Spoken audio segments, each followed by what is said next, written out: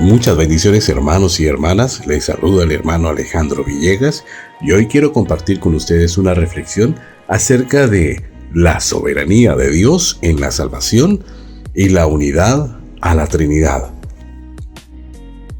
La soberanía divina en la salvación involucra a cada una de las tres personas de la divinidad: el Padre, el Hijo y el Espíritu Santo. Los tres trabajan en perfecta unidad para rescatar a los mismos pecadores inmerecidos. Dentro de la Trinidad hay un propósito salvífico, un plan salvífico y una función salvífica. Aquellos a quienes el Padre elige son precisamente aquellos a quienes el Hijo redime y aquellos a quienes el Espíritu Santo regenera. Las personas de la divinidad actúan como un único Salvador. La Trinidad no está fracturada en su actividad salvífica. No está dividida en su dirección e intención, como si cada persona de la divinidad buscara salvar a un grupo diferente de pecadores. Por el contrario, cada miembro de la Trinidad se propone y procede irresistiblemente a salvar a un mismo pueblo, el pueblo elegido de Dios. Lamentablemente muchos creen lo contrario. Insisten en el que el Padre salva solo a pocos pecadores que Él prevé que creerán en Cristo, confundiendo así erróneamente la presciencia, que significa amor anticipado, con la mera previsión. También imaginan que Cristo hipotéticamente murió por todos los pecadores, un grupo diferente del que salva el Padre, asumiendo ingenuamente que solo hay un significado para las palabras escriturales, mundo y todos. Además afirman que el Espíritu salva a otro grupo, es decir, a algunos pecadores a los que Él corteja. Lamentablemente confunden su llamado interno y salvador con su convicción general y no salvadora. Según este esquema permeable, se supone que las tres personas de la divinidad persiguen a tres grupos diferentes de individuos, pocos, todos y algunos. Así las personas de la divinidad están muy divididas en su actividad salvadora. Peor aún, el pecador, no Dios, reina como determinante en su salvación. Pero la Biblia enseña lo contrario. Las Escrituras revelan una unidad perfecta dentro de la Trinidad, una unidad perfecta entre el Padre, el Hijo y el Espíritu en sus actividades salvíficas. La palabra de Dios enseña que la divinidad actúa como un salvador en la salvación de un pueblo. La verdad es que el hombre no es soberano en la salvación. Dios lo es.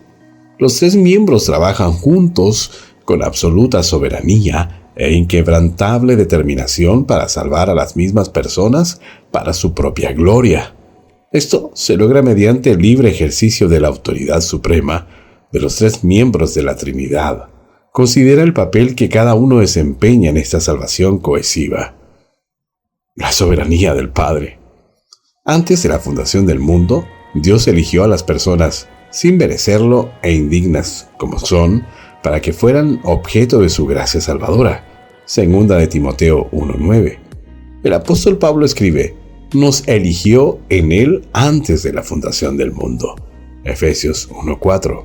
Es decir, Él eligió a sus elegidos por sí mismo y para sí mismo, una elección soberana, no basada en ninguna buena obra o fe prevista por parte de ellos. Esta elección divina se originó en Él mismo por su propia gracia. Romanos 9:16.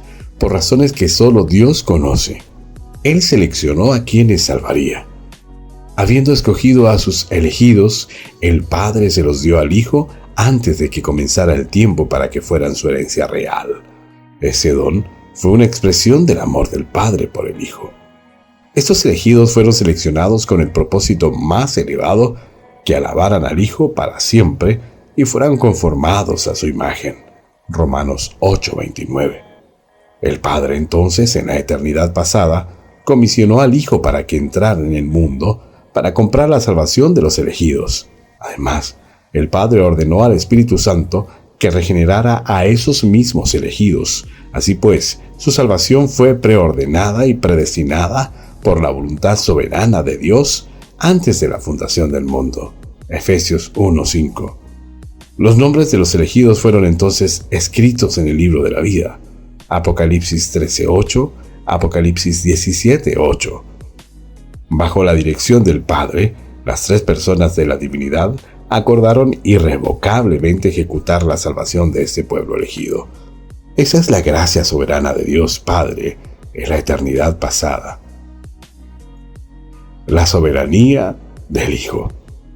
Habiendo recibido hace mucho tiempo del Padre los nombres individuales de los elegidos, Jesucristo vino a este mundo para comprar su salvación con una intención singular. Cristo se propuso morir por su verdadera iglesia, aquellos que le fueron dados por el Padre en la eternidad pasada. Él declaró: «Yo doy mi vida por las ovejas», Juan 10:15. Atado por la devoción a su esposa elegida, Cristo amó a la iglesia y se entregó a sí mismo por ella. Efesios 5, versículos 25.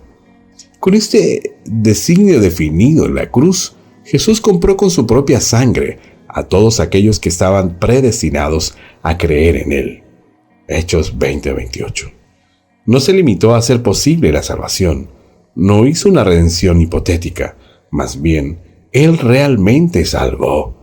Cristo no se quedó corto en el Calvario, sino que adquirió a todos aquellos por los que pagó. Jesús realmente aseguró la vida eterna para sus ovejas.